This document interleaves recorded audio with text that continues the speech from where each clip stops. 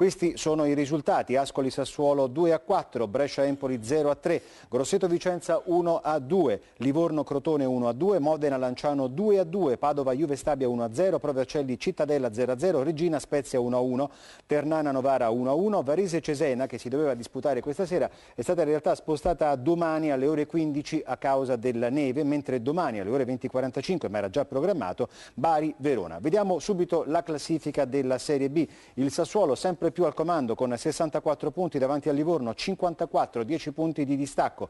Verona 50, Varese 43, Empoli 43, Padova 39, Juve Stabia 38, Modena 37, Novara 35, Brescia Ternana e Lanciano 34, Ascoli Spezia Cittadella Crotone 33 punti, Cesena 31, Regina 30, Vicenza 28, Bari 26, Pro Vercelli 21, Grosseto 16.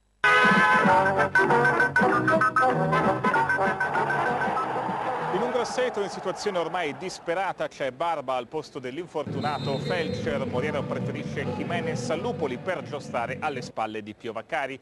Cerca punti salvezza anche il Vicenza, dal canto schiera in attacco Boginov, mentre Padalino prende il posto di Semioli sulla fascia destra. Arbitra Riccardo Pinzani di Empoli.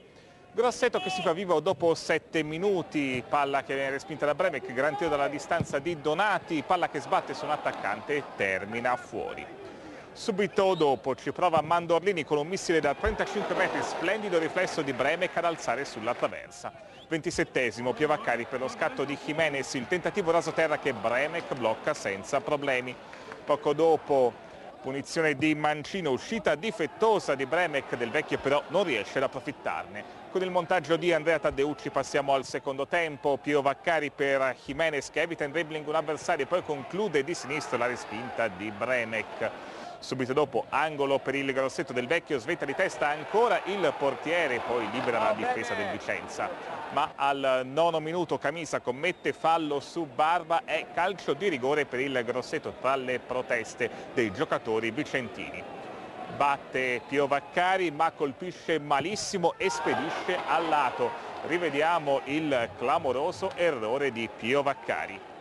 Il Grosseto insiste però al 20esimo, cross di Sommi, in acrobazia Pio Vaccari, respinge Bremek, ci riprova Mancino, ancora decisivo il portiere spagnolo.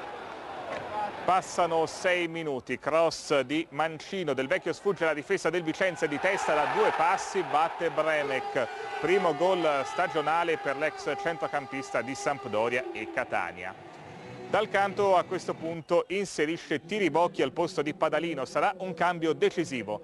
Infatti passano solo 30 secondi e Som sgambetta in aria lo stesso Tiribocchi, calcio di rigore per il Vicenza. Nel replay il fallo di Som.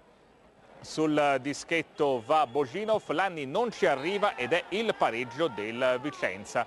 Vicenza che preme sull'acceleratore, 44esimo, Bellazzini se ne va in contropiede a tu per tu con Lanni, alza troppo la palla che finisce contro la parte alta della traversa. E nel recupero ancora un'occasionissima per Boginov che scarta anche Lanni ma trova Barba sulla linea. L'azione però continua, Semioli rimette in mezzo per lo stesso Boginov che di testa mette in rete.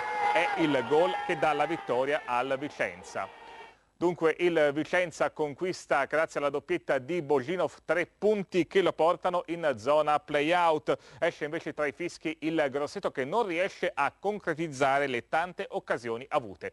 Migliore in campo Bremek, l'ex di turno salva il Vicenza con almeno 4 parate decisive. Allo Zecchini finisce quindi così, Vicenza batte Grosseto 2-1, linea ad Andrea Fusco.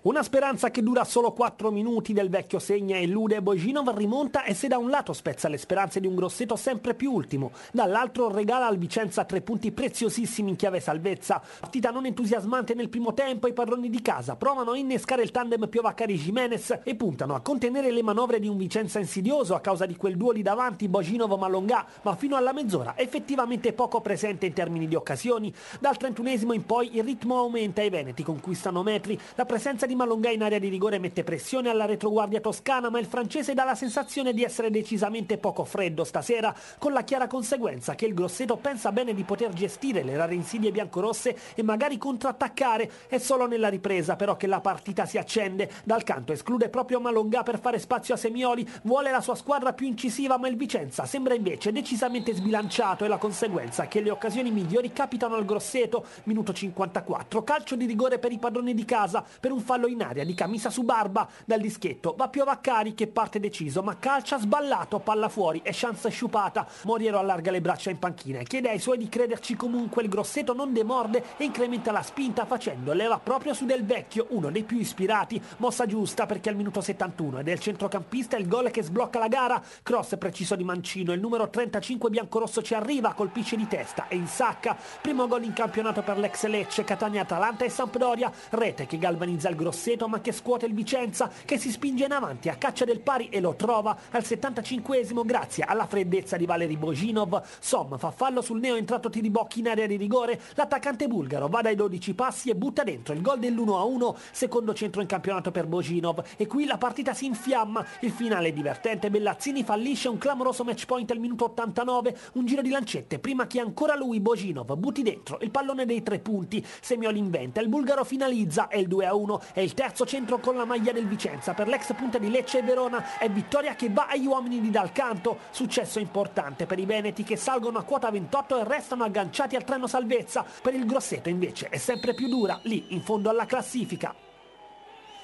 Andiamo a vedere adesso due episodi curiosi, uno è legato proprio a uno scontro tra Gimenez e Ciaramitaro, che in realtà sembra un tentativo di fidanzamento a centrocampo tra i due giocatori. Guarda Vincenzo, si legano in maniera appassionata. E non si vogliono lasciare? E non si vogliono assolutamente lasciare. È come i fidanzati, lasciami tu, no, chiudi tu, no, chiudi tu. Ecco, qui c'è proprio questo tentativo di andare insieme quasi come un ballo.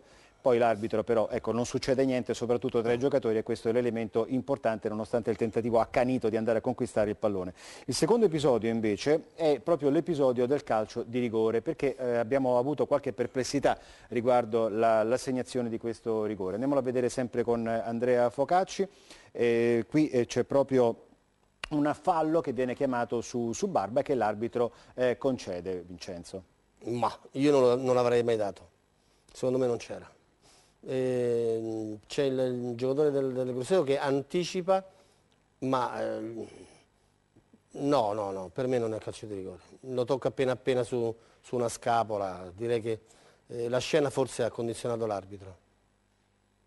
Però l'impressione è che sia arrivato il calcio. Sì, il calcetto arriva, ma non da buttarlo giù assolutamente. Ecco, poi vedete... comunque ci pensa Piovaccari a tirare in maniera scandalosa, non è da lui un calcio di rigore in un esterno modo. Destro che non capiamo. Ecco. No, prende male la rincorsa, parte dritto e poi cerca l'esterno, collo esterno destro.